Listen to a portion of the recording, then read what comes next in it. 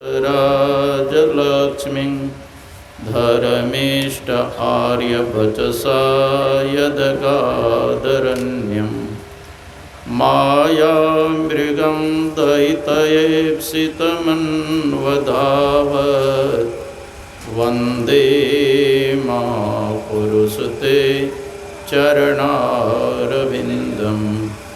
अखण्डानन्दबोधाय शिष्यसन्तापहारिणे सच्चिदानन्दरूपाय रामाय गुरवे नमः।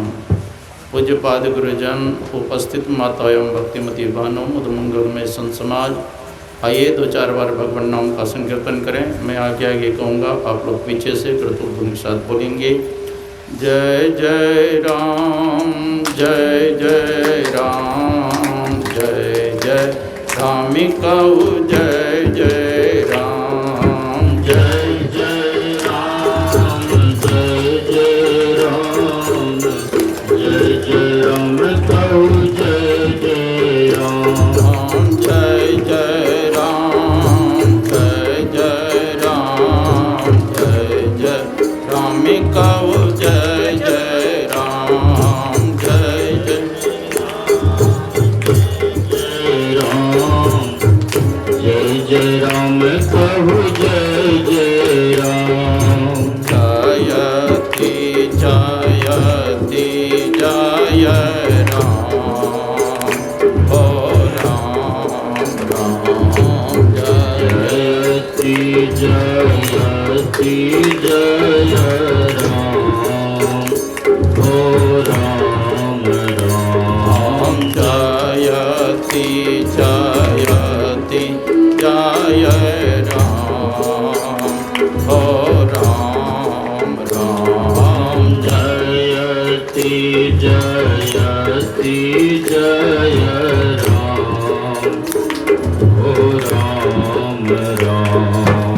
जय जय राम, जय जय राम, जय जय रामिकाऊ, जय जय राम, जय जय राम, जय जय राम, जय जय राम कहु, जय जय राम, जय जय राम, जय जय राम, जय जय रामिकाऊ, जय जय राम, जय जय राम, जय जय राम, जय जय राम कहु, जय जय राम, जय जय राम, जय जय राम, जय जय राम कहु, जय जय राम। जयति जयति जय राम, ओ राम राम। जयति जयति जय राम, ओ राम राम। श्री सद्गुरु महाराज की जय। आवाज ठीक करो जी, आवाज नहीं पता चल रहा है आपको। इको बंद कीजिए, प्लेन कीजिए, दीजिए।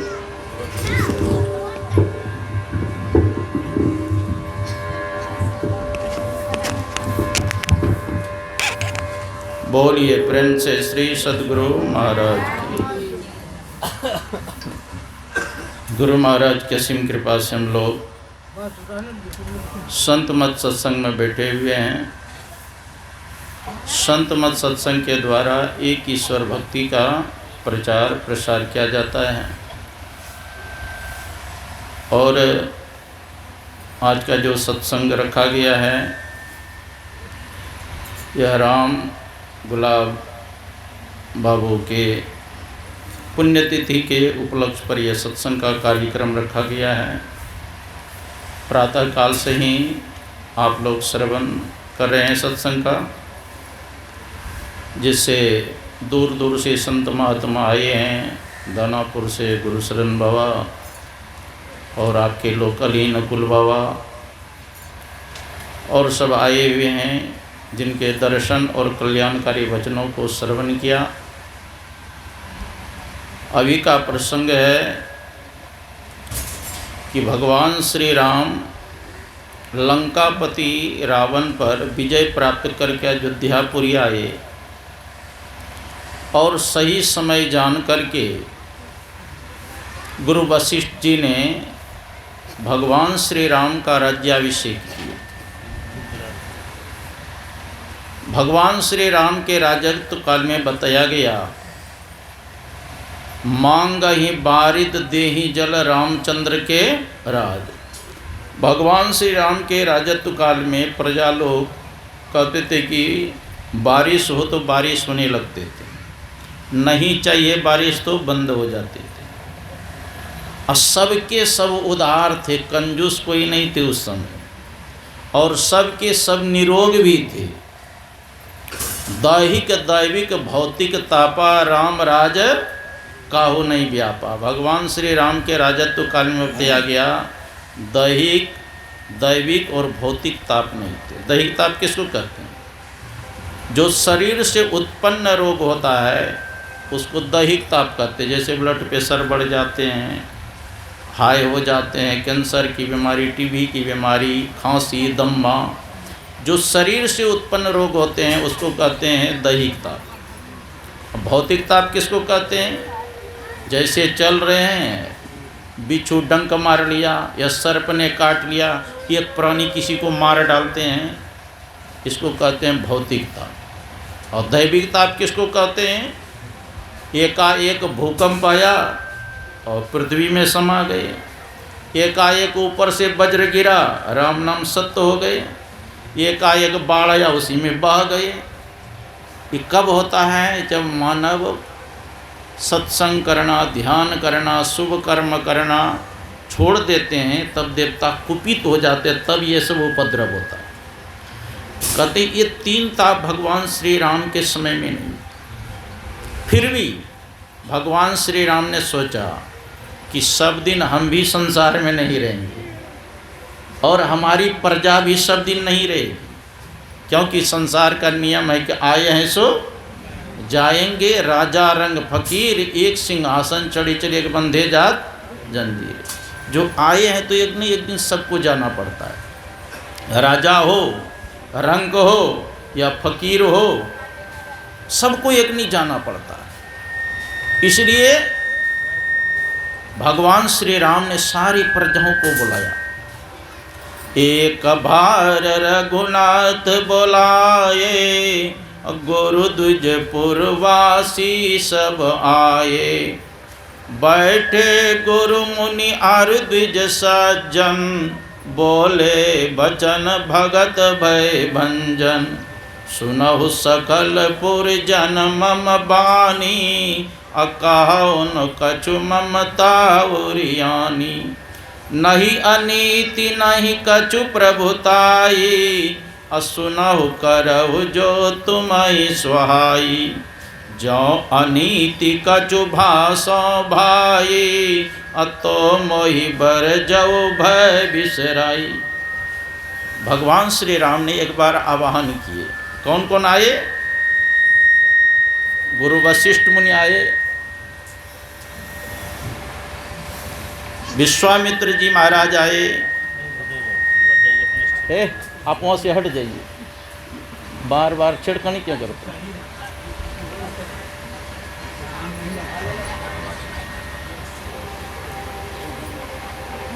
जितने ब्राह्मण थे, क्षत्रिय थे, वैश्य थे, स्त्री पुरुष जो भी थे, सब आए और आकर के क्या कहा, मैं कुछ अनीति की बात नहीं कहने जा रहा हूँ, मैं नीति की बात करने जा रहा हूँ।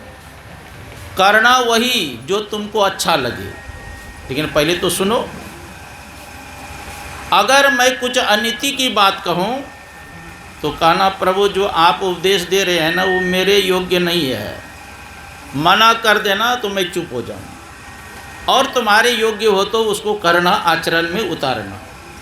तो भगवान श्री राम ने क्या उपदेश दिए कि बड़े भाग मानुष तन पावा, असुर दुर्लभ सब ग्रंथ गावा। यह मनुष्य शरीर बड़े भाग्य से मिला है। यहाँ तक कि देवताओं को भी दुर्लभ है। जो शरीर देवता को दुर्लभ है, अब वो शरीर हमको सुलभ से मिला है, तो क्या सभी मानव देवता से बढ़कर के हैं? मान लिया जाए यहाँ इंद्र जी प्रकट हो जाए, स्वर्ग से आ जाए और आप लोगों से कहे, हे भक्तराज जो इच्छा है हमसे वरदान मांग लो। अगर पुत्र चाहेंगे आशीर्वाद दे देंगे, पुत्र हो जाएगा। चाहेंगे कि नेताओं में खड़ा हो आपकी बार जीत जाए तो आशीर्वाद देगा तो जीत भी जाइएगा। चाहेंगे कि 10 मंजिला हमको मकान बन जाए, आशीर्वाद देगा 10 मंजिल मकान भी बन जाएगा। लेकिन आपसे कहे कि भगवान राम ने तो हमसे भी बढ़कर के आपको बतलाया है, तो आप हमको कुछ दीजिए, तो आप क्या देंगे इंद्र को? कुछ दे नहीं सकते, उनसे मांग सकते हैं, तो आप बड़भागी कैसे हुए? अगर बड़भागी नहीं है तो भगवान राम कह रहे हैं क्यों? साधारण व्यक्ति का तो वचन नहीं है। देखो महापुरुषों ने बताया, मनुष्य का जो शरीर है ये लोहा के समान है और देवता का जो शरीर है वो चांदी के समान है। 1 किलो अगर लोहा बेचेंगे बाजार में तो चांदी कितना मिलेगी? जैसे मिठाई के ऊपर वर्क लगता है थोड़ा सा मिल जाएगा, है ना। और 1 किलो अगर चांदी बेचेंगे तो लोहा कितना हो जाएगा? कम से कम 1 ट्राली भर जाएगा। तो इस दृष्टि से भी देवता से मनुष्य श्रेष्ठ नहीं है। हाँ, अगर लोहा को पारस का संग मिल जाए तब क्या बनेगा? वो सोना बनेगा कि नहीं बनेगा? और चांदी को पारस का संग हो जाए तब वो सोना बनेगा? वो चांदी का चांदी ही रहेगा। तो ये मानव शरीर क्या है? ये लोहा के समान है। और सद्गुरु क्या है? वो पारस के समान है। अगर यह मानव सद्गुरु के शरण में चला जाए और उससे युक्ति जान करके साधन कर ले और साधन के द्वारा 5 शरीर को पार कर जाए, स्थूल सूक्ष्म कारण महाकारण 3 पर्दा को पार कर जाए, अंधकार प्रकाश शब्द 14 इंद्रियों से अलग हो जाए, जीव के मध्य से निकल जाए, बिंदु के मध्य से जीव निकल जाए, तब देवता से श्रेष्ठ हो जाए। इसीलिए सब चाहना करते हैं। संत कबीर साहब कहीं जा रहे थे, एक राजा के दरवाजे पर हाथी बंधा हुआ था। हाथी को स्नान करके लाया गया था। हाथी क्या करता था? सूंड से धूल लेकर के अपने मस्तक पर रखता था। तो कबीर साहब से पूछा गया, ये हाथी को अभी स्नान करा के लाया गया, ये अपने मस्तक पर धूल क्यों रख रहा है? तो कबीर साहब कहते हैं, धूल नहीं रख रहा है। तब क्या रख रहे हैं महाराज? का राज दुआरे बंधिया माथा धुनत गजंद, हम मानुष जन्म कब का यहाँ भजियों परमानंद। ये हाथी सर ढूंढ रहा है कि कब हमको मनुष्य शरीर मिले और संतों से युक्ति जान करके भगवान का भजन करें और परमानंद परमात्मा को प्राप्त करें। यही बात रहीम कवि से पूछा गया, हाथी धूल क्यों रख रहा है? धूल धरत निज शीश पर, कहो रहीम कही काज, अजही रजमुनि पत्नी तरी सो खोजत गजरात। का देखो हाथी धूल नहीं डाल रहा है, तब क्या? का उस चरण धूल के चक्कर में हाथी है जिस चरण धूल के कारण गौतम ऋषि की पत्नी अहिल्या का उद्धार हो गया। गौतम नारी श्रापवश उपल दे धरि धीर, चरण कमल रच्चासीर, कृपा करहु रघुवीर। जैसे भगवान श्री राम के चरण धूल से अहिल्या को उद्धार हो गया, भगवान की स्तुति करके पति लोग चले, कहा वही वह धूल चरण धूल चाह रहे हैं, हाथी चाह रहे हैं। तो सब चाह रहे हैं कि मानव शरीर मिले। नर समान नहीं कब निहु देही, जीव चराचर जांचत जी। मनुष्य शरीर के समान और दूसरा शरीर नहीं है। जल में चलने वाले प्राणी, थल में चलने वाले प्राणी, आकाश में उड़ने वाले प्राणी, सभी जड़ चेतन चाहते हैं कि हमको मनुष्य शरीर मिले तो परमात्मा का भजन करेंगे। और हम लोगों को मनुष्य शरीर मिला क्या है? 99 के चक्कर में नमक तेल हल्दी मसाला जुटाने में ही जीवन बिता देते हैं। हाँ, कितना अनमोल शरीर है और जितना उत्तम शरीर है उतना ही क्षणभंगुर है। साजोबाई ने कहा, पानी कासा बुलबुला यह तन ऐसा होय, भीम मिलन को ठानिए, ना पड़ रही है सोए, ना पड़ रही है सोए, बहुरी नहीं मनुखा देही, आपन ही को खोज मिले जब राम सनेही। हरि को भूले जो फिरे, सहजो जीवन छार, असुखिया तभी होएगो जब सुमरे गो करता। यह शरीर कैसा है? बुलबुला देखें ना, पानी में बारिश के दिन में बुलबुला होता है। कब तक वह बुलबुला ठहरता है? जब तक उसके अंदर हवा है। हवा जैसे निकला वो फट गया। उसी प्रकार इस शरीर में जब तक श्वास है तभी तक यह जीवित है, और दिन जिस समाप्त बंद हो गया राम नाम सत्य हो जाए। मैं गया था कुंभ मेला में नासिक में, एक महात्मा मुंह धो रहे थे, मुंह धोते धोते राम नाम सत्य हो गए। अब कोई भोजन करके सोए तो सोए रह गए। हाँ, यहाँ शरीर का ठिकाना है। इसलिए प्रहलाद जी ने सारे दैत्य बालकों को बैठा के कहा था, कौमारम आचरित प्राज्ञो धर्मान भगवतान्य दुर्लभम मानुषम जन्म तदप्यम धूर्तमर्तम। हे दैत्य बालको, बुढ़ापे और जवानी के भरोसे मत रहो। जब से होश हो जाए तब से परमात्मा के भजन में लग जाओ। पता नहीं कब यह शरीर नष्ट हो जाएगा। अरे बूढ़े मरेंगे कि जवान मरेंगे, बच्चा कोई सर्टिफिकेट है?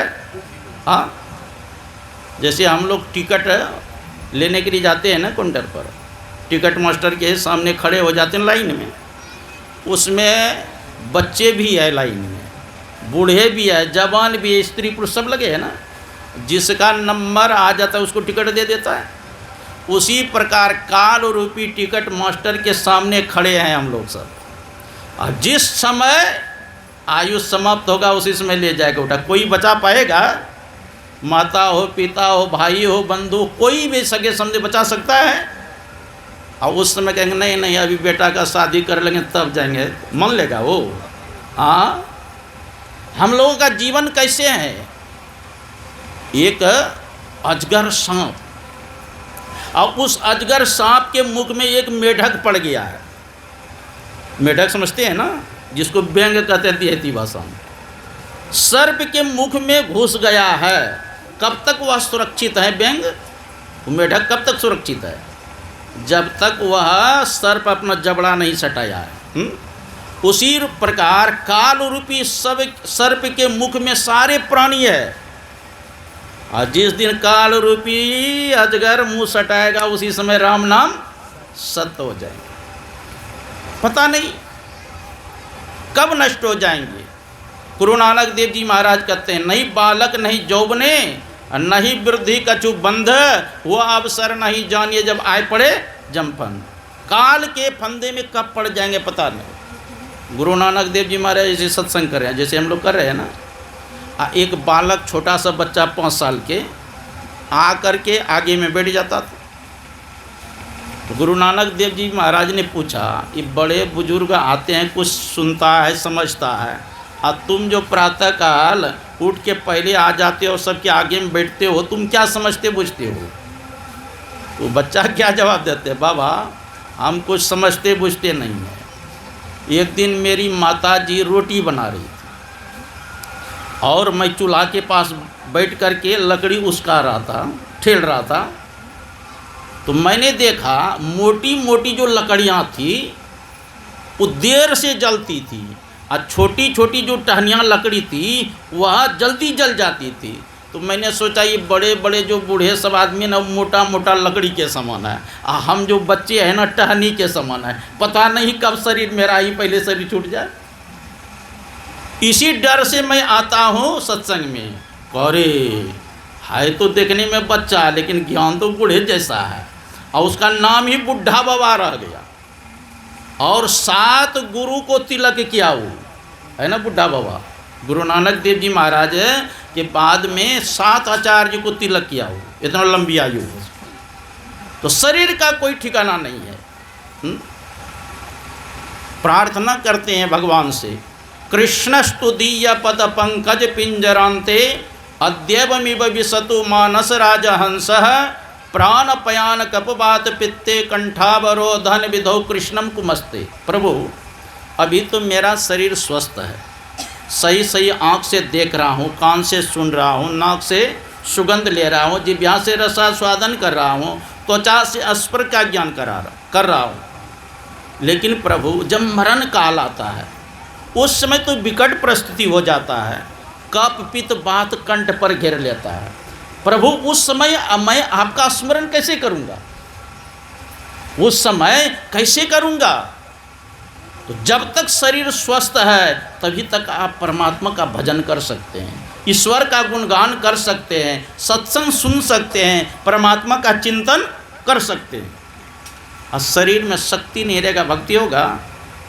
भर्तृहरि ने कहा यावत् स्वस्थमिदं कलेवर गृहम यावच्च दूरे जरा यावत् चंद्र शक्तिर प्रतिहता यावच्च योनायुषः आत्मा श्रेयसी तावदे विदुषा कार्य प्रयत्नो महान प्रोदीप्ते भवनेतु कुखन्नम प्रत्युद्यमः की दृश्य। उन्होंने कहा जब तक शरीर रूपी काया स्वस्थ है तब तक मानव को चाहिए आत्म कल्याण कर लेना चाहिए, अन्यथा घर में आग लग जाए और तब मनुष्य सोचे कि कुआं खोद लेंगे और तब आग बुझाएंगे, परिणाम क्या होगा?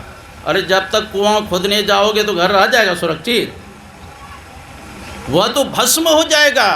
उसी प्रकार जब तक शरीर में शक्ति है तब तक ईश्वर की भक्ति करो। इसीलिए भगवान श्री राम ने सबको बुलाया, बड़े भाग मानुष तन पावा सुर दुर्लभ सब ग्रह साधन धाम मोक्ष कर द्वारा। ये कैसा शरीर है?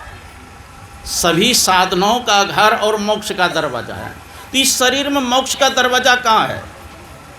दो तो आँख का दरवाजा है, दो कान का है, दो नाक का है, एक मुख एक पेशाब, यही 9 दरवाजा है ना। ये 9 दरवाजा कोई मोक्ष का दरवाजा है? गुरु महाराज कहते हैं इसीलिए त्यागी चढ़ो 10 द्वारे सुख पाओ रे भाई। 10वां दरवाजा में प्रवेश करो तब सुख मिलेगा, उस मोक्ष के दरवाजा में। देखो ऐसे तो यह शरीर कितना अद्भुत बताया गया। देहस्था सर्व विद्या स्वदेहस्था सर्व देवता देहस्था सर्व तीर्थानि गुरु वाक्य न लभ्यते। कहते इसी शरीर में 33 करोड़ देवता है। कितने हैं? 33 करोड़ देवता है, 33 करोड़ तीर्थ है, सारी विद्याएं इसी शरीर में। दाएं आँख में सूर्य का वासा, बाएं आँख में चंद्र का वासा, नाक में अश्विनी कुमार का वास, मुख में अग्निदेव का वास, जिह्वा में वरुण देव का वास, कंठ में माँ सरस्वती के वास और हृदय में माँ पार्वती और भगवान शंकर के वास। नाभि चक्र में भगवान विष्णु और लक्ष्मी जी के वास होते हैं। हाथ में इंद्र का वास है, पैर में उपेंद्र का वास है। और जितने हम लोगों के शरीर में बाल रोए हैं ना, सब में देवता बैठे हैं। कितने रोए हैं गिनती किए कभी? कितना बाल है? एक कवि ने लिखा है 4 मिले 64 खिले, अब 20 रहे कर जोर, हरिजन 100 हरिजन मिले पुलकित हो तो 7 करोड़। मतलब समझे? 4 मिले, जैसे कोई आपके सखी सहेली है या मित्र है तो कोई सामने आते हैं तो 4 मिले, 2 आँख अपना 2 उसका मित्र का, तो 4 मिले। और जब 2 आँख में आँख मिलता है तो हंसते भी हैं, तो 64 खिले, 32 दांत अपना 32 दांत मित्र के। 64 खिले आप 20 रहे कर जोर, मतलब 10 अंगुली अपना जोड़ते हैं 10 मित्र। हरिजन 100 हरिजन मिले पुलकित हो तो 7 करोड़। मतलब हमारे शरीर में 3.5 करोड़ रोम है और 3.5 करोड़ मित्र के सब रोंगटे कड़े, एक एक रोम में वो देवता विराजमान है। कितना अद्भुत शरीर ये है। लेकिन 33 करोड़ देवता है तो खाली देवता ही 33 करोड़ है, और देवियाँ कहाँ जाएगी? अरे सब देवता के भी तो शादी हुआ कि नहीं है? भगवान विष्णु के है लक्ष्मी जी, भगवान शंकर के पार्वती जी, ब्रह्मा जी के ब्रह्मानी जी, इंद्र के सची जी, सभी के तो पत्नी है। तो 33 करोड़ देवता 33 करोड़ देवियाँ, कितना हो रहा? 33 दूना 66 करोड़। और एक एक ही अगर संतान हुआ होगा तब कितना हो गया होगा? अरे 99 करोड़ उसी में है ना शरीर। अद्भुत यह शरीर है। लेकिन 33 करोड़ देवता है, 33 करोड़ देवियाँ है, सारे तीर्थ है और सारी विद्याएं हैं। लेकिन दर्शन हुआ देवता का, तीर्थ का दर्शन हुआ, सारे विद्याएं प्राप्त हुआ। गुरु महाराज गए थे आसाम।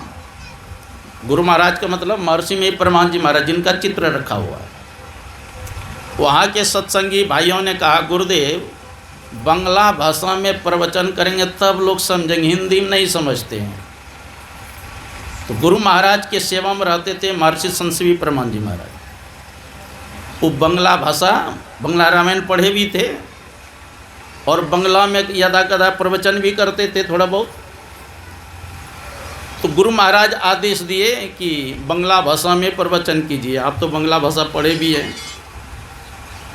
कहते हैं गुरुदेव मैं अवश्य बंगला भाषा पढ़ा हूँ, बोलता भी हूँ, लेकिन इस संत मत के सारी विषयों पर बंगला भाषा में कहूँ संभव नहीं है हमसे। और कोई शिष्य तो जानते नहीं थे। तो गुरु महाराज कहते लो मेरे पास माइक। तो गुरु महाराज के सामने माइक दिया गया। जब तक गुरु महाराज को प्रवचन करना हुआ बंगला भाषा में ही प्रवचन किए। तो गुरु महाराज के सेवा में रहने वाले शिष्यों ने पूछा, गुरुदेव आपके सेवा में हम लोग तो बचपन से रह रहे हैं, लेकिन आपके मुखारबिंद से कभी बंगला भाषा नहीं सुनी, और आज आप बंगला भाषा में प्रवचन किए। तो गुरु महाराज कहे, अरे त्रिकुटी मंडल में विद्यासारा, जो साधक त्रिकुटी मंडल में चले जाते हैं वो सारे विद्या के जानकार हो जाते हैं, कोई भाषा छिपा नहीं रहता है। ऐसा ये अद्भुत शरीर है। लेकिन गुरु वाक्य न लभ्यते, जब तक गुरु के शरण में नहीं जाएंगे, उससे युक्ति जान के साधन नहीं करेंगे, न तो विद्या का दर्शन होगा, न तीर्थ का दर्शन होगा, न देवता का दर्शन। दुर्लभो विषय त्यागो दुर्लभम तत्व दर्शनम, दुर्लभा सहजावस्था सद्गुरु करणाम बिना। कहते सद्गुरु की दया के बिना विषय त्याग दुर्लभ है। सद्गुरु के दया के बिना तत्व दर्शन परमात्मा का साक्षात्कार दुर्लभ है। सद्गुरु के दया के बिना सहज समाधि की अवस्था प्राप्त करना दुर्लभ है। अगर सद्गुरु दया कर दे तब कहते विषय त्याग सुलभ हो जाएगा, परमात्मा का साक्षात्कार सुलभ हो जाएगा और सहज समाधि की अवस्था प्राप्त करना सुलभ हो जाएगा। कितना अद्भुत शरीर है। और इसमें मोक्ष का दरवाज़ा कहाँ है? भगवान कृष्ण गीता में बतलाते हैं, अर्जुन से कहते हैं, स्पर्शान कृत्वा बहिर्वह्यान चक्षुषेवांतरे भ्रुवो प्राणापान समो कृत्वा नासाभ्यंतरचारिणो यतीन्द्रिया मनोबुद्धिर्मुनिर् मोक्ष प्रायिणः विगतेच्छा भय क्रोध या सदा मुक्ति। क्या कहते हैं? स्पर्शान कृत्वा, हम लोगों के जो इंद्रियां है कहाँ जाती है? अरे आँख जाता है विषय के तरफ, रूप के तरफ, कान शब्द के तरफ, नाक गंध दुर्गंध के तरफ, जिह्वा रसास्वादन के तरफ और त्वचा स्पर्श की तरफ। जो 5 ज्ञान इंद्रियां 5 विषय की तरफ प्रवाहित हो रहा है, भगवान कृष्ण कहते बही उन विषयों को अंदर मत घुसने दो, बाहर निकाल दो। और प्राण अपान वायु को सम करके अपने दृष्टि को भ्रिकुटी के बीच में स्थिर करो, अज्ञान चक्र में स्थिर करो। और 5 ज्ञान इंद्रियां आँख कान नाक जिह्वा त्वचा, 5 कर्म इंद्रियां हाथ पैर गुदा लिंग मुख और 4 अंतःकरण की इंद्रियां मन बुद्धि चित्त अहंकार को बस में करो। कहते हैं स्पर्शान कृत्वा बहिर्वह्यान चक्षुषेवांतरे भ्रुवो प्राणापान समो कृत्वा नासाभ्यंतरचारिणो यतीन्द्रिय मनोबुद्धिर्मुनिर् मोक्ष प्रायिणः। जो मुनि मोक्ष को प्राप्त करना चाहते, विगते इच्छा भय क्रोध, इच्छाओं का त्याग करिए, क्रोध का त्याग कीजिए। विगते इच्छा भय क्रोध यह सदा मुक्ति एव स्व। ऐसा जो साधक करते हैं वही मुक्ति को प्राप्त कर सकते हैं, दूसरे व्यक्ति नहीं। ऊर्ध्वम गच्छन्ति सत्वस्थ मध्ये तिष्ठन्ति राजसः जघन गुण प्रवृत्तिस्तो अधो गच्छन्ति तामसः। क्या कहते हैं? ऊर्ध्वम गच्छन्ति सत्वस्थ। अगर सात्विक भावना से मनुष्य शरीर का परित्याग करे तो शरीर छूटने के बाद कहाँ जाएंगे? स्वर्ग जाएंगे। और रजोगुण की प्रवृत्ति में अगर शरीर का परित्याग करेंगे तो शरीर छूटने के बाद फिर मनुष्य शरीर मिलेगा। और तमोगुण की प्रवृत्ति में अगर शरीर का परित्याग करेंगे तो शरीर छूटने के बाद कहाँ जाएंगे? कीड़े मकोड़े या पशु या वृक्ष योनि में जाना पड़ेगा। यान्ति देव व्रता देवान पितृन यान्ति पितृव्रता भूतान यान्ति भूत्यज्या यान्ति मध्याजिनोपि माम। भगवान कृष्ण कहते हैं पितर को पूजने वाले मानव कहाँ जाएंगे? पितर समझते हैं? पितर समझती है? किसको कहते हैं?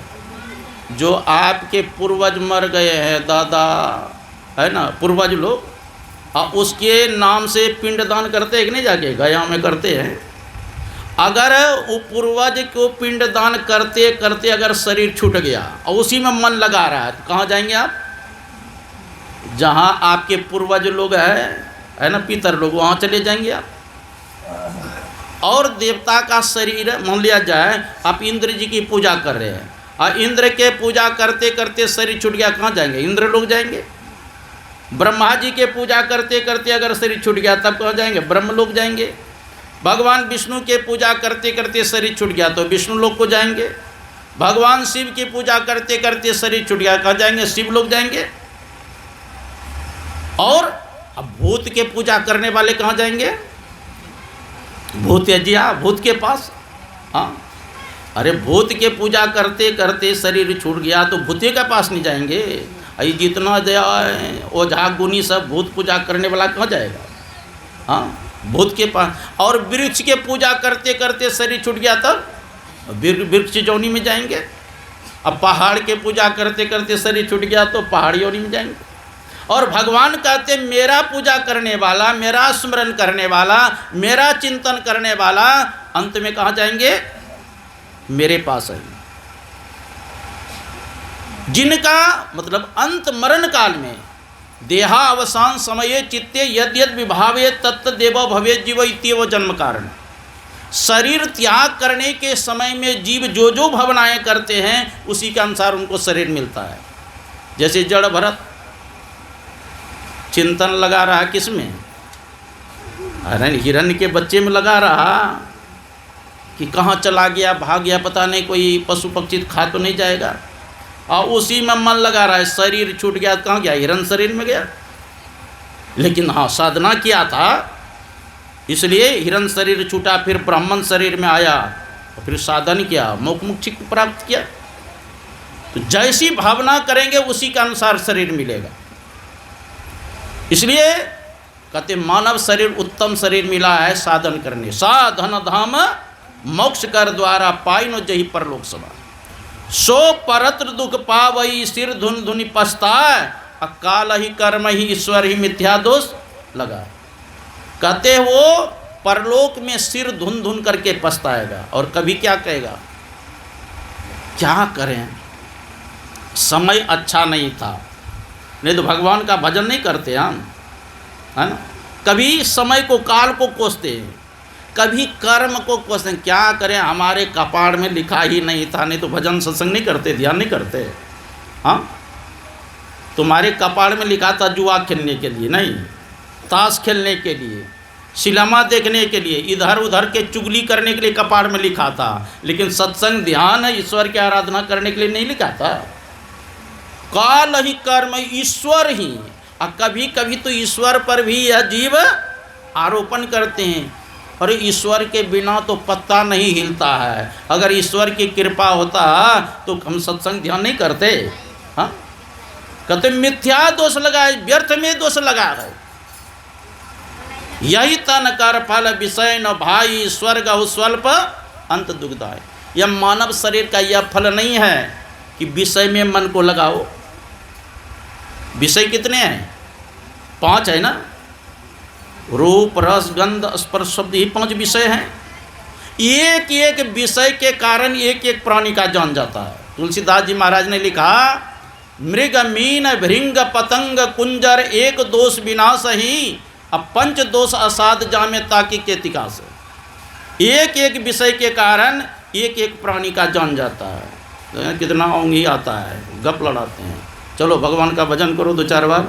जय जय राम, जय जय राम, जय जय राम कहो, जय जय राम, जय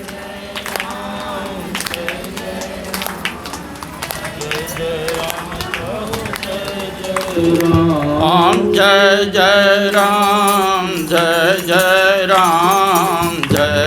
कहो जय जय राम, जय जय राम, जय जय राम, जय जय राम, कहो जय जय राम। जयति जयति जय राम, हो राम राम जयति जयति जय राम, हो राम राम। जयति जयति जय राम, हो राम राम जयति जयति जय राम, हो राम राम। बोलिए प्रेम से श्री सद्गुरु। तो मैं कह रहा था, मृग मीन भृंग पतंग कुंजर, एक दोष न साही, पंच दोष असाध जामे ताकि के तिक आस। मृगा शब्द विषय उसको बड़ा प्रबल है। मृगा को फंसाने वाले क्या करता है, जंगल में बहली आ जाता है, केला के थंब को थोड़ा हल्का गाड़ देता है और पीछे से बांसुरी बजाता है। उस बांसुरी के आवाज़ को सुन करके मृगा आता है और सुनने में इतना मशगूल हो जाता है कि अपने शरीर के शुद्ध बुद्ध खो जाता है और अपने शरीर का बैलेंस केला के थंब पर रखता है, अपने मतलब बैलेंस बनाने के लिए। और वो तो गड़ा हुआ है नहीं, हल्का सा है और गिर जाता है और फिर उठ नहीं पाता है। बेहदा आता है और उसके कस्तूरी को निकाल लेता है, चमड़ा को निकाल लेता है, तो उसका जान चला जाता है। एक शब्द के विषय के कारण मृगा का जान गया। अब भौरा को रूप का विषय बड़ा प्रबल है।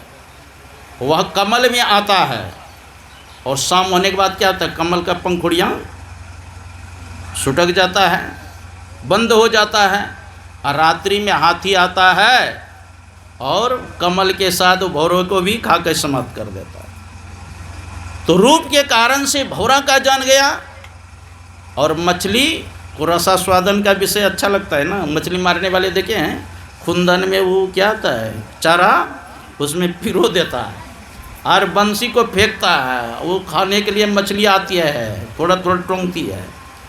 हाँ, वो क्या होता है, एक ऊपर में करेला क्या बोलता है ना, तरंग की तरह हिलता है और जैसे डूबता है ऊपर करता है और उसके कंठ में कांटा धंस जाता है मछली के और ऊपर करता है, जान चला जाता है। एक रसा स्वादन के कारण मछली की जान गई। और गंध का विषय प्रबल हुआ भौरा का। और रूप का विषय किसको प्रबल है, रूप विषय है पतिंगा का। पतिंगा देखते हैं आग में जाके सोचता है कि उसमें क्या मिलेगा और अमृत है नहीं, वह कूद जाता है, उसी में जल करके मर जाता है। रूप में इतना उसको आसक्त है। और स्पर्श के कारण से हाथी के जान जाता है। एक दक्षिण भारत में बिड़प्पन था, वो जो है ना हाथी का दांते निकाल करके रोजगार करता था। तो एक एक विषय के कारण एक एक प्राणी का जान जाता है। अब मानव में पांचों विषय की प्रबलता है। इसको रूप भी बढ़िया चाहिए, शब्द भी बढ़िया चाहिए, गंध भी बढ़िया चाहिए, रसास्वादन भी अच्छा चाहिए, स्पर्श भी अच्छा चाहिए। का ये मानव बच्चा है ना, समझिए परमात्मा की कृपा है, नहीं तो राम नाम सत्य कभी हो जाता। तो यही तन कर फल विषय न भाई, तब यही तन कर फल निर्विषय भाई। निर्विषय तत्व तो परमात्मा को प्राप्त करने के लिए मानव शरीर मिला। कांच क्रीच बदलेते ले ही करते डारी परसमनि दे। अरे कोई व्यक्ति पारसमणि फेंक दे अब उसके बदले में कांच का टुकड़ा ले ले, और कांच का टुकड़ा लेगा, आँख तो बंद करेगा, गड़ेगा, खून भी निकलेगा कि नहीं निकलेगा। हाँ, तो उसको बुढ़वा कहेंगे कि अच्छा कहेंगे, कम महामूर्ख है। अरे पारसमणि पत्थर अगर लोहा में सटा देता तो क्या बन जाता, सोना हो जाता। अब उसके बदले में कांच का टुकड़ा ले लिया। तो कांच का टुकड़ा क्या है, ये विषय ही कांच का टुकड़ा है। परमात्मा का नाम ही क्या है, वो पारस है। परमात्मा के नाम को छोड़ करके जो विषय में लगा रहा था, महामूर्ख है वो। कांच क्रीच बदलेते ले ही करते डारी परस्मृति। तो कहते हैं यह मानव शरीर मिला है किस लिए? 84 लाख पार होने के लिए। लग 84 भर्म के पांव पर अटके आए, अब की पासा ना पड़े तो फिर 84 जा। 84 लाख योनि में भ्रमण करते हुए तब मानव शरीर मिला है हम। और इस शरीर प्राप्त करके अगर भजन नहीं किया तो फिर 84 में जाएगा। तो यह शरीर मिला है किस लिए? परमात्मा की भक्ति करने के लिए। कब हुक करी करुणा नर देहि देत इस बिनु हेतु स्नेही। परमात्मा कभी कृपा करके इस जीव को मानव शरीर देता है। इस शरीर किसको मिला है? इस शरीर किसको मिला है? मनुष्य शरीर किसको मिला है? मानव तो मानव ही है। ये जीव को मनुष्य शरीर मिला है। किसको मिला है मनुष्य शरीर? ये जीव को मिला है ना। परमात्मा ने कृपा करके इस जीव को मनुष्य शरीर दिया है। देखो जीव तो भैंसा के भी शरीर में वही जीव है, गाय के शरीर में वही जीव है, बकरी की भी शरीर में वही जीव है। मनुष्य शरीर वाला जीव जो है वो बड़ भाग्य है। और ऐसे शरीर को प्राप्त करके अगर ईश्वर का भजन नहीं करेंगे तो अंत में पश्चाताप ही करना पड़ेगा ना। कब हुक करी करुणा नर देहि देत इस बिनु हेतु स्नेह। और कारण ही परमात्मा स्नेह करने वाले कभी दया करके जीव को मानव शरीर देता है। करण धार सदगुरु दृढ़ नाबा दुर्लभ साज सुलभ करी पावा। कर्ण धार मल्लाह कौन है? सदगुरु है। अब मानव शरीर क्या है? ये नाव है। परमात्मा की कृपा क्या है? वो अनुकूल वायु है। इतनी सुविधा होने पर भी अगर भवसागर पार होने का प्रयत्न नहीं करता है जीव तो आत्महत्या का पाप लगेगा। जो न तरे भवसागर नर समाज अस्पाय अशोकृत निंदक मंदमती आत्महन गति जा। आत्महत्या का पाप लगे। यही बात भागवत में भगवान कृष्ण ने कहा है।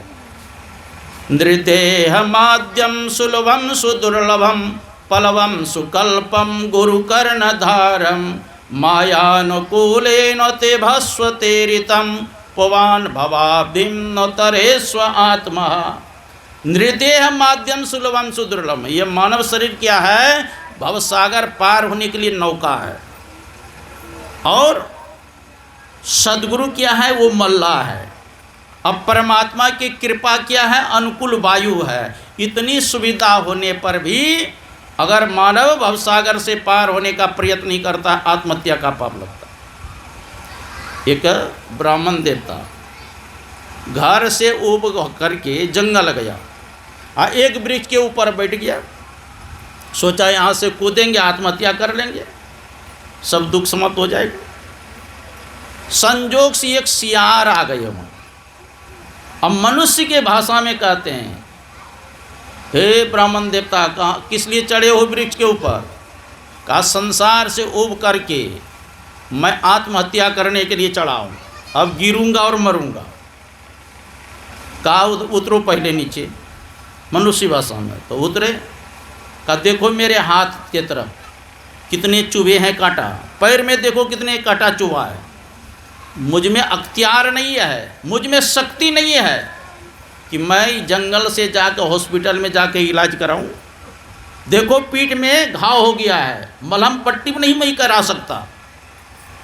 अगर वो ब्राह्मण वाला तुम्हारा शरीर छूट करके हमारे जैसे सियार शरीर में आ जाओगे तब सुख मिलेगा। अरे मानव शरीर मिला है, कितना कीमत का है पता है। आप ऊब गए हैं, कहते हैं कुछ खाने पीने का, आप आत्महत्या करेंगे और आपसे कहे कि आत्महत्या करना ही है, दोनों आँख दे दो हमको, दोनों किडनी दे दो, निकाल करके पेट से दे दीजिएगा। कितना कीमत का है। हाँ 10-10 लाख रुपया मिल जाएगा, दोनों किडनी दे दीजिए, किसी का जान बचाने के लिए दे देगा, लाखों रुपया दे देगा आँख, एक एक है। सामान का कितना कीमत है। जाओ कमाओ और भगवान का भजन करो। सियार के उपदेश से वो जो है ब्राह्मण देवता फिर कर गए। आत्महत्या बहुत बड़ा पाप लगता है, बहुत बड़ा पाप, भूल करके भी नहीं करना चाहिए। और घर में नहीं मन लगे ना, ऊब जाओ तो चले जाओ बाबा जी के आश्रम में, है ना, वहीं भजन करो, सेवा करो। कुछ आत्महत्या नहीं करना चाहिए। यह मानव शरीर बड़ा उत्तम शरीर। देखो शरीर तो सबका छूटता है, नहीं छूटता है। एक महात्मा जी जा रहे थे और एक वेश्या अपने दासी से कह रही थी कि देखो अमुक बाबू का जो शरीर छूटा है, पता लगाओ तो गांव में उसको स्वर्ग हुआ कि नरक हुआ। अब महात्मा जी जा रहे थे, उन्हें बड़ा आश्चर्य लगा उसको, क्या इस गांव में कहीं रखा है स्वर्ग या नरक। दासी गई पता लगाने के लिए। अब थोड़ा देर में पता लगा के वो आती है और अपने मलकाइन से कहती है कि अमुक बाबू को स्वर्ग हो गया। महात्मा जी को जो आश्चर्य का ठिकाना नहीं रहा। महात्मा जी ने कहा सुनो सुनो, इस गांव में कहीं स्वर्ग नरक रखा है जो आपकी दासी देख करके आ गई और कहते कि अमुक बाबू को स्वर्ग हो गया। तो वेश्या कहते हैं कि आपको बाबा पता नहीं है। कहा नहीं, हमको तो नहीं पता है। कहा जिनके शरीर छूटने के बाद लोग कहे नेक व्यक्ति है, अच्छे व्यक्ति थे, भला करते थे, लोगों का सहायता करते थे, सत्संग करते थे, ध्यान करते थे, ईश्वर की आराधना करते थे, समझिए ऐसे व्यक्ति का शरीर छूटते हैं वो स्वर्ग जाते हैं। और जिनके शरीर छूटने के बाद लोग कहे बढ़िया हुआ शरीर छूट गया, ये तो गांव का कंटक था, कंटक सबसे झगड़ा करता था, केस मुकदमा चढ़ा देता ज़बरदस्ती, हाँ सबको परेशान करता था, बढ़िया हुआ ही मर गया। तो समझिए ऐसे व्यक्ति मरने के बाद नरक जाते हैं। महाराज हमारे पास में यही सीधा हिसाब है स्वर्ग नरक का। हाँ तो जिनके शरीर छूटने के बाद उसके विरह में लोग रोए पछतावे, है ना, का बड़ा नेक व्यक्ति था, समाज का सेवा करता था, हम लोगों का भला करता था, तो ऐसे व्यक्ति का शरीर छूटने के बाद वो स्वर्ग। और अब तो जानते ही हैं, ये तो सत्संगी थे, है ना, राम गुलाम बाबू, है ना, राम का गुलाम करने वाले, है ना, राम का गुलामी करने वाले। लोग तो संसार का गुलामी करते थे ना, लेकिन ये राम के गुलाम बाबू नाम ही रखा है ना, राम के गुलाम। हाँ जो भगवान का भजन करते थे, सत्संग करते थे, उसके लिए क्या करना। गुरु महाराज कहते उसके लिए रोना चाहिए जो दुराचारी है, कि बेचारा नरक चला गया होगा, बड़ा कष्ट देता होगा, जमराज खून कुटाई करता होगा। हाँ दो व्यक्ति थे, मतलब शरीर छूटने के बाद गंगा जी में भसा देते हैं। और एक व्यक्ति का हाथ था मूंछ पर और एक व्यक्ति का हाथ था कहाँ, छाती पर। अकड़ जाता है ना, होता है कि नहीं, अकड़ जाता, किसी के यहाँ हाथ हो गया, यहाँ आ गया। तो महात्मा जी जा रहे थे रास्ता बगल से, तो देखा रही एक मुर्दा का हाथ मूंछ पर है, एक मुर्दा का है हाथ छाती पर। बड़ा आश्चर्य लगा। तो महात्मा जी ने अपने शक्ति से दोनों मुर्दा को बुलाया। जैसे राजा चित्रकेतु के पुत्र को नारद मुनि ने आवाहन करके बुलाया था ना, वैसे दोनों को बुलाया और पूछा कि तुम मुझ पर हाथ क्यों रखा है। कहा महाराज जिस लिए मैं आया था संसार में वह सारा काम करके जा रहा हूँ। इन आँखों से संतों का दर्शन किया, मुख से भगवान का नाम लिया, हाथ से दान पुण्य किया, पैर से सत्संग में गया, ईश्वर की आराधना किया, इसलिए मैं मोच फिरते हुए सिंहासन पर चढ़ के जा रहा हूँ। कार्य इन्होंने सत्संग किया, ध्यान किया, शुभ कर्म किया, दान पुण्य किया, संतों का दर्शन किया, तो ये मोच फिरते हुए स्वर्ग गया। और तुम छाती पर हाथ क्यों रखा था। कहा क्या कहें महाराज, मैंने कभी इन आँखों से संतों का दर्शन नहीं किया, मुख से कभी भी भगवान का नाम नहीं लिया, हाथ से कभी दान पुण्य नहीं किया, पैरों से कभी सत्संग में नहीं किया, और न तो मैंने सत्संग किया, ध्यान किया, कुछ शुभ कर्म नहीं किया, इसलिए जमराज हमको पिटाई देते हुए जा रहा है, इसलिए मेरा हाथ छाती पर था। और कबीर साहब की भी वाणी है, उमरिया धोखे में खोई दियो, 12 बरस बलापन बीते, अब 20 में जवान भयो, और 30 बरस माया के प्रेरे देश विदेश गयो, 40 बरस मध्य जब आयो, गहरी मोह भयो, और धन और धाम पुत्र के कारण इसी दिन सोच कियो, बरस 50 कमर भई टेढ़ी आ सोबत खाट लियो, अब बहुरी पुत्र बचन बहु बोले बुढ़ऊ मरीनो गयो। बरस 60-70 के भीतर केस सफेद भयो, अकपित कंठे घेर लियो है नैना से नीर डरो। नहीं सत्संग भजन नहीं हरि को, नहीं शुभ कर्म कियो, कहे कबीर सुनो भाई साधु, चोला छूट गई उमरिया धोखे में खो दिया। बाद में पश्चाताप न करना पड़े, इसलिए ईश्वर की भक्ति आराधना करना प्रारंभ कर। अरे संत महात्मा तो बात से कहते हैं ना, और जमराज कैसे मनाएगा? हाँ, हम लोग तो बात से कहते हैं, वो तो लात से मनाएगा। रे मन मुसाफिर निकलना पड़ेगा, रे मन मुसाफिर निकलना पड़ेगा, काया कुटी खाली करना पड़ेगा। भाड़े के क्वार्टर को क्यों तू संभाले, और जिस दिन तुम्हें घर का मालिक निकाले उसका किराया भी भरना पड़ेगा। रे मन मुसाफिर निकलना पड़ेगा। संत महात्मा कहते मेरी मत मानो, मैं तो बात से कहता हूँ ना, मेरी मत मानो, यमराज तो मनाएगा और तेरी करने का दंड तुझे मार कर भुगाएगा। कहे गीतानंद तू फिरेगा रोता, 1,84,000 में खाएगा गोता, अब फिर जन्म लेके मरना पड़ेगा। रे मन मुसाफिर निकलना पड़ेगा। इसलिए संत महात्मा कहते संतों से युक्ति जान करके भजन आतुरी कीजिए, और बात में देर, और बात में देर, जगत में जीवन थोड़ा, अब मानुष तन धन जात गोड़ धरी करो निवारा। कांच महल के बीच पवन एक पंछी रहता, 10 दरवाजा उड़ा खुला उड़न को नितुटी चाहता। भज लीजिए भगवान यही में भल है अपना, आवागमन छुट जाए मिटे जन्म की कल्पना। पलटू अटक न कीजिए 84 घर पेर, अब भजन आतुरी कीजिए, और बात में देर, और बात में देर हो जाए तो हो जाए, लेकिन भजन में देर न। असली विपत्ति क्या है और असली संपत्ति क्या है पता है? आप लोग तो संपत्ति है कि उनको 2-4 करोड़ रुपया मिल जाए, हाँ, नरेंद्र मोदी दे दे बैंक में, और बड़ा संपत्ति वाले हो जाएंगे। हाँ, असली संपत्ति क्या है? विपदो नैव विपदः, संपदो नैव संपदः, विपद विस्मरणम विष्णु संपन्न नारायण स्मृति। विपदो नैव विपदः, वह विपत्ति नहीं है जिसको हम लोग समझ रहे हैं, वह संपत्ति नहीं है जिसको हम लोग समझ रहे हैं। असली संपत्ति क्या है? भगवान का स्मरण हो जाना, भगवान का नाम का स्मरण करना, यही सबसे बड़ी संपत्ति है। अब भगवान को विस्मृत हो जाना, भगवान को भूल जाना, यही क्या है? सबसे बड़ी विपत्ति है। अंत समय में अगर भगवान का चिंतन करते करते, स्मरण ध्यान करते करते शरीर छूट जाएंगे, तो हम लोग भगवान के लोग चले जाएंगे, ईश्वर के लोग चले जाएंगे।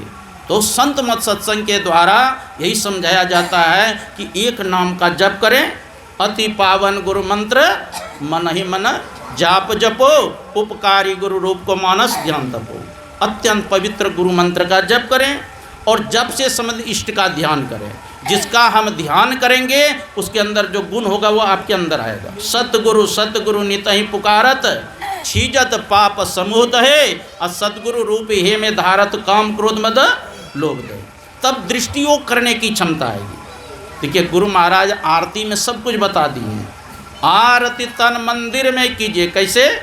तो दृष्टि उगल कर सन्मुख दीजिए, सन्मुख देंगे तब क्या होगा? चमके बिंदु, बिंदु का दर्शन होगा। सूक्ष्म अति उज्ज्वल ब्रह्म ज्योति अनुपम लख लीजिए, जगमग जगमग रूप ब्रह्मांडा निरखी ज्योति तज दीजिए। यहाँ तक दृष्टि हुई। इसके बाद शब्द सुरत अभ्यास सरलतर, करी करी सार शब्द गए लीजिए। हमारे अंदर में अनहद शब्द हो रहा है, उन अनहद शब्द में एक सार शब्द है जिसको ओम स्फोट उद्गित प्रणव कहते हैं। उस शब्द को कैसे पकड़ना है, इस संतों से युक्ति जानना पड़ता है। जब तक हम जप करते हैं, ध्यान करते हैं, दृष्टियोग करते हैं, तब तक आँख बंद रहता है, मुख बंद रहता है। और शब्द साधना करने पर मुख भी बंद रहता है, आँख भी बंद रहता है, कान भी बंद रहता है। तीनों बंद लगाए के सुन अनहट टंकोर, नानक सुन समाधि नहीं साँझ नहीं भोर। तो संत मत में ये है, एक नाम का जप करें, एक रूप का ध्यान करें, दृष्टियोग नाद अनुसंधान करें और पंच पापों से बचें, सत्संग करें, ध्यान करें, गुरु की सेवा करें, या लोक परलोक दोनों सुख में होगा। ये आप लोगों समय में थोड़ा सा कहा। बोलिए श्री सद्गुरु महाराज की।